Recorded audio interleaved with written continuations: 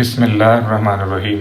अस्सलामु अलैकुम रहमतुल्लाहि व बरकातुहू। लाखों करोड़ों दुरूद सलाम नबी करीम सल्लल्लाहु अलैहि वसल्लम पर और आपकी आल पर। हम बेटा शेर मोहम्मद चौधरी साहब की किताब इंट्रोडक्शन टू स्टैटिस्टिकल थ्योरी में चैप्टर 6 प्रोबेबिलिटी की एक्सरसाइज सॉल्व कर रहे हैं। आज हमारा क्वेश्चन है 6.22 का बी पार्ट। बड़ा इंपॉर्टेंट क्वेश्चन है, काफ़ी दफ़ा पेपर में आया हुआ है, तवज्जो से समझिएगा। 3 इंटीजर्स सेलेक्टेड फ्रॉम 1 to 20, 1 से 20 तक इंटीजर्स हैं, उनमें से आपने 3 निकाले।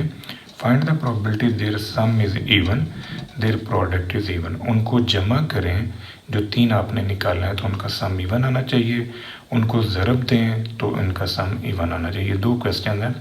अब बेटा ये देखें, 1 से लेके 20 तक आपके पास नंबर हैं, इनमें 10 नंबर ऑड हैं, 10 इवन हैं। 10 ऑड 10 इवन टोटल 20, 3 आपने निकाले हैं। As 3 integer selected so sample space contain, ये आ गया 20C3, ये आपके पास सैम्पल स्पेस के पॉइंट्स आ गए। अब इवन ए हमारा है sum of integer is even, B है product of selected integer is even, यानी 3 जो आपने निकाले हैं उनका सम इवन है, बी है 3 जो आपने निकाले हैं उनका प्रोडक्ट इवन है। इस क्वेश्चन को आपने बेटा बड़ी तवज्जो से समझना। ये मैंने साइड पे ना हिंट लिखा हुआ है, ये हिंट को आपने समझना। देखें, जब आप 3 डिजिट्स या 3 इंटीजर्स चूज़ करेंगे तो हमारे पास टोटल 4 पॉसिबिलिटीज़ बनती हैं। वो 4 पॉसिबिलिटीज़ ये हैं कि आपके पास तीनों ही इवन आ जाए, आपके पास तीनों ही ऑड आ जाए, 2 इवन और 1 ऑड मिल जाए, या 2 ऑड और 1 इवन मिल जाए। ये 4 पॉसिबल ऑप्शंस हैं जिनकी मदद से हम 3 इंटीजर्स चूज़ कर सकते हैं। अब बेटा इन तीनों को प्लस करके देखें ज़रा, तो सम आपको आता है इवन। इनको प्लस करें, ऑड हो गया, इनको प्लस किया, ऑड हो गया, इनको प्लस किया तो भी इवन आ रहा है। इसका मतलब है कि सम में इवन आने की 2 ऑप्शंस हैं, एक ये वाली है, एक ये, यानी तीनों के तीनों इंटीजर्स इवन आ जाए तो हमारा सम इवन होगा, या 2 ऑड आए और साथ में 1 इवन मिल जाए तो सम इवन आता है। अब हमने इसको मद्देनज़र रख के इवन की प्रोबेबिलिटी निकालनी है। अब इवन आने के ऑप्शन है कि 3 इवन डिजिट निकलें, या 2 ऑड और 1 इवन आ जाए, तो इनको भी मिलाएंगे तो सम इवन है। ये और जो है इसको प्लस कर लें, क्योंकि और का मतलब प्लस होता है प्रोबेबिलिटी के अंदर। अब 3 अगर इवन आते हैं तो आपके पास 10 इवन नंबर है, उनमें से आगे 3, जो ऑड 10 है उनमें से 0, प्लस 2 ऑड आगे, ऑड 10 हैं, 10 में से 2, इवन 10 है उनमें से 1। इनको आप सॉल्व करें कैलकुलेटर से, ये आपके पास आ जाएगा फेवरेबल केसेस। अब इवन ए की प्रोबेबिलिटी होगी favourable cases over total. Favourable है 570, टोटल है 1140। इनको सॉल्व करें, ये 0.5 हो गया। नेक्स्ट है प्रोडक्ट उनका इवन आना चाहिए। इस पॉइंट को समझना जी, प्रोडक्ट इवन कैसे आएगा। इनको ज़रब दे के देखें, इनको मल्टीप्लाई करें, 2 ज़रब 4 8, 8 ज़रब 6 48, तो ये इवन है। इनको ज़रब दें इवन, इनको ज़रब दें ऑड, इनको ज़रब दें इवन। अब आपके पास प्रोडक्ट इवन की 3 ऑप्शंस हैं और ऑड की 1 ऑप्शन है, तो हम टोटल प्रोबेबिलिटी 1 में से अगर ये ऑड की ऑप्शन निकाल दें, ये वाली, तो फिर हमारे पास ये तीनों की प्रोबेबिलिटी आ जाएगी, यानी रिजल्टेंट आ जाएगा। हम इस तरह करते हैं कि टोटल प्रोबेबिलिटी 1 में से हम प्रोडक्ट ऑड की प्रोबेबिलिटी मालूम करते हैं और माइनस कर देते हैं 1 में से, तो हमारे पास रिक्वायर्ड जो है वो आ जाएगी।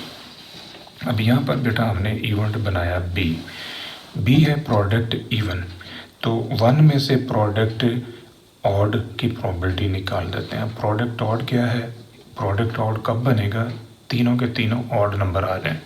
अब 10 जो इवन है उनमें से 0 और ऑड में से आगे 3, 20 में से 3। इसको आप सॉल्व करें, ये आंसर आ रहा है। 1 में से इसे आप माइनस करवा लें, वो आपका रिक्वायर्ड आंसर होगा। 622 का सी पार्ट है। 622 का सी है, a box contain 4 red 4 white 5 green ball, 3 balls are drawn, find the probability same color selected, all of different color selected। यानी 3 आपने निकाले। पहला क्वेश्चन है तीनों का रंग सेम है, दूसरा क्वेश्चन है तीनों का रंग डिफरेंट है। अब ये देखें, रेड कलर के 4, वाइट 4, ग्रीन 5, टोटल हो गए 13। इनमें से आपने निकाले हैं 3। तो as 3 balls are selected so sample space contain 13C3, ये आपके पास टोटल आ गया, यानी सैम्पल स्पेस के पॉइंट्स हैं 286। क्वेश्चन हमारा पहला है ए, इवेंट हमने बनाया ऑल ऑफ सेम कलर। अब ऑल ऑफ सेम कलर का मतलब कि तीनों का रंग सेम है। अब अगर तीनों का रंग बेटा सेम है तो नोट करो कि या तो तीनों के तीनों रेड निकले हैं, या तीनों वाइट निकले हैं, या तीनों ग्रीन निकले हैं। तो ये 3 रेड और 3 वाइट और 3 ग्रीन, अब ये आर की वजह से प्लस हो गया। अगर 3 रेड आते हैं तो रेड हमारे पास है 4, 4 में से आगे 3, तो बाकी ये जो 9 हैं इनमें से आया 0। अगर 3 वाइट आते हैं तो वाइट मेरे पास है 4, 4 में से आगे 3 और बाकी के जो 9 हैं उनमें से आया 0। अगर 3 ग्रीन आते हैं तो ग्रीन है 5, 5 में से आगे 3 और बाकी के जो 8 हैं उनमें से आया 0। ये आपके पास फेवरेबल केसेस आ गए कि तीनों का रंग सेम है। इसको कैलकुलेटर से सॉल्व करें, ये आपके पास आंसर आ रहा है। अब फेवरेबल केसेस बटा टोटल, फेवरेबल 18 है, टोटल 286 है, ये आपके पास आंसर आ जाएगा। दूसरा इवेंट है कि ऑल ऑफ डिफरेंट कलर, कि जी तीनों का रंग ही मुख्तलिफ है, यानी तीनों डिफरेंट कलर के हैं। अब ये तीनों अगर डिफरेंट कलर के आए हैं तो इसका मतलब कि एक आपके पास आया रेड कलर का, एक आया वाइट कलर का और एक आया ग्रीन कलर का, तीनों एक एक आ गए। तो ये कैलकुलेटर से सॉल्व करेंगे तो आंसर है 80। फेवरेबल केसेस बी के और टोटल केसेस, तो फेवरेबल इवेंट बी में है 80 पॉइंट्स और टोटल है 286, तो इनको सॉल्व कर लें, ये आपका आंसर होगा। 623 का ए पार्ट है, 623 का ए पार्ट है कि find probability of obtaining at least 1 6 if 5 dice are rolled, if n dice are rolled. ये 2 क्वेश्चन है कि आपने कम से कम एक बार 6 लेके आना है, इसकी प्रोबेबिलिटी क्या होगी अगर 5 दाने टॉस किए हैं या n डाइस टॉस किए हैं। अब यहाँ पर हम बेटा लूडो के एक दाने से बात चलाते हैं। लूडो के एक दाने के ऊपर पॉसिबल पॉइंट्स हैं 1 2 3 4 5 6। अब इनमें 6 आने की प्रोबेबिलिटी क्या होगी, 1/6, और अगर 6 ना आए फिर है 5/6, यानी इनमें 6 एक ही है, 1/6, बाकी आते हैं अगर तो ये 5/6।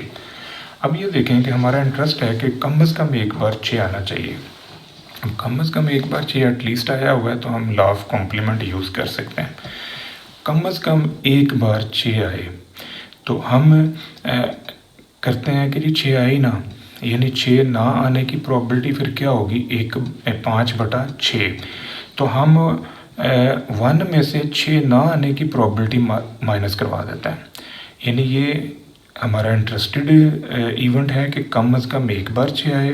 1 में से हम कहते हैं जी एक बार भी 6 नहीं आता। अब एक बार भी 6 ना आने की प्रोबेबिलिटी क्या है, वो है 5/6, और इसकी पावर कर दें 5। ये पावर 5 इस वजह से की है कि आपने लूडो के दाने को 5 दफ़ा टॉस किया है या 5 दानों को टॉस किया है, इस वजह से हमने इसकी पावर की है 5। अब दूसरे पार्ट में कहता है यही प्रोबेबिलिटी निकालो अगर n डाइस टॉस हुए हैं तो इसकी पावर आप n कर दें। ये जो 5 दाने लिखे थे पावर 5 में लिखा है, इसको आप n में लिख दें, यानी n डाइस आर टॉस। तो ये 2 आपके आंसर होंगे। बी पार्ट है 623 का, ये बड़ा इंपॉर्टेंट क्वेश्चन है, बड़ी दफ़ा पेपर में आया है, तवज्जो से समझिएगा। कहता है how many dice must be thrown so that probability of obtaining at least 1 6 is at least 0.99। कितने लूडो के दाने रोल किए जाएं कि कम से कम एक बार 6 आए, उसकी प्रोबेबिलिटी कम से कम इतनी है। अब लूडो के दाने के ऊपर जो पॉसिबिलिटीज़ हैं वो ये हैं 1 2 3 4 5 6, इनमें 6 आने की प्रोबेबिलिटी 1/6, 6 ना आने की प्रोबेबिलिटी 5/6। हमारा इंटरेस्ट है इवेंट ए में कि कम से कम एक बार 6 आए अगर n डाइस हम रोल करते हैं, n हमने मालूम करना है। अकॉर्डिंग टू गिवन कंडीशन अगर कम से कम एक बार 6 आता है तो 1 में से हम 6 ना आने की प्रोबेबिलिटी निकालेंगे तो वो हमारा इवेंट होगा कम से कम एक बार 6 आना। 1 में से हमने ये 6 ना आने की प्रोबेबिलिटी मालूम कर दी जब n डाइस रोल्ड हुए। इसकी प्रोबेबिलिटी गिवन है 0.99। इस इक्वेशन को बेटा अब हमने सॉल्व करना है। ये इक्वेशन जो गिवन है इसको सॉल्व करेंगे तो हम n निकालेंगे। ये 1 को उठा के इधर ले आए, इसको सॉल्व किया, ये आ गया 0.01। माइनस से आप ज़रूरत दे दें दोनों तरफ तो ये सिंबल जो है ये बदल जाएगा, ये इस तरह का हो गया। नेक्स्ट बेटा आपने क्या करना है जी, इसका लॉग ले लेना है, क्योंकि ये जो पावर में वैल्यूज़ हैं इनको सॉल्व करने के लिए हमें लॉग की ज़रूरत पड़ेगी। इसका लॉग लें ऑन बोथ साइड। लॉग की प्रॉपर्टी है जो पावर होती है वो शुरू में आ जाती है। अब ये जो लॉग है इसको इसके नीचे शिफ्ट कर दें। इसको आप कैलकुलेटर से सॉल्व करें, log of 0.01 and log of 5/6। इसको हल करेंगे तो ये आपके पास 25.25 आ रहा है या 25 आ रहा है। तो चूँकि ये लड्डू के दानों की तादाद है, ये शारिये में हो नहीं सकती, इस वजह से आपने बेटा इसको राउंड ऑफ करके 25 लिख लेना है। सी पार्ट है इसी तरह का ये क्वेश्चन है। A missile is fired at the target and the probability of hitting target is this one। ये मिसाइल के टारगेट को हिट करने की प्रोबेबिलिटी दी है। कहता है how many missile should be fired so that the probability of at least once hitting is at least 0.995। कहता है कितने मिसाइल हम फायर करें कि कम से कम एक दफ़ा हमारा टारगेट हिट हो, उसकी प्रोबेबिलिटी कम से कम इतनी है। अब जो उसने बेटा आपको दिया है वो है टारगेट के हिट होने की प्रोबेबिलिटी, ये होगी हिट की प्रोबेबिलिटी। तो 1 में से इसे निकाल दें तो ये मिस होने की आ जाएगी या नॉट हिट की आ जाएगी कि मिसाइल ने हिट नहीं किया। ये हिटिंग आ गई, ये नॉट हिटिंग आ गई। अब हमारा इंटरेस्ट है कि कम से कम एक दफ़ा मिसाइल जो है ना वो हिट करे, या कम से कम एक मिसाइल जो है वो हिट करेगा जब हम n मिसाइल को फायर करेंगे। अब हमने n मिसाइल फायर किए तो कम से कम एक ने हिट किया। टोटल प्रोबेबिलिटी 1 है, हम इसमें इंटरेस्टेड हैं तो 1 में से हम कहते हैं जी कोई भी हिट नहीं करता। 1 में से लॉ ऑफ कॉम्प्लीमेंट की मदद से नो हिट की प्रोबेबिलिटी निकाल दें तो बाकी आपके पास एटलीस्ट 1 की रह जाएगी। अब 1 में से आपने ये जो प्रोबेबिलिटी निकाली है ये आपके पास है 0.3 की पावर n। 0.3 की पावर n आपके पास मिसाइल्स की तादाद है, पता नहीं कितने आपने टॉस किए हैं, ये नॉट हिट की प्रोबेबिलिटी है। यहाँ पर बेटा देखें ये जो कॉन्सेप्ट है ना, हमारा इंटरेस्ट है इसमें कि कम से कम एक मिसाइल हिट हो, तो हम इसको निकालते हैं 1 माइनस नॉट हिट में, यानी एक दफ़ा भी या एक भी मिसाइल हिट नहीं होता। अब एक भी मिसाइल अगर हिट नहीं होता तो वो आपके पास है 0। 0 मीन नॉट हिट, यानी कोई मिसाइल हिट किया ही नहीं। तो इस इक्वेशन को बेटा अब आपने सॉल्व करना है। इस इक्वेशन को सॉल्व करेंगे तो हमारे पास से n की कीमत आ जाएगी, यानी मिसाइल्स की तादाद आ जाएगी। तो 1 को उठा के हम इस तरफ ले आए हैं, माइनस से ज़रब दी तो ये सिंबल जो है ये बदल गया। इसका लॉग लें ऑन बोथ साइड, इसका लॉग लिया, इसका भी लॉग ले लिया। लॉग की प्रॉपर्टी है कि जो पावर होती है वो शुरू में आ जाती है। अब ये वाली रकम जो है ये इसके नीचे शिफ्ट कर दें। इसको अपने कैलकुलेटर से बेटा सॉल्व करना है। ये आंसर आ रहा है 4.4।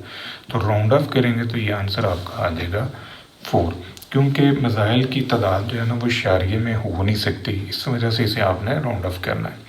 ये था बेटा आज का हमारा लेक्चर। दुआ में याद रखिएगा। इंशाल्लाह अगली वीडियो के साथ फिर हाजिर होंगे। फ़ी अमान अल्लाह।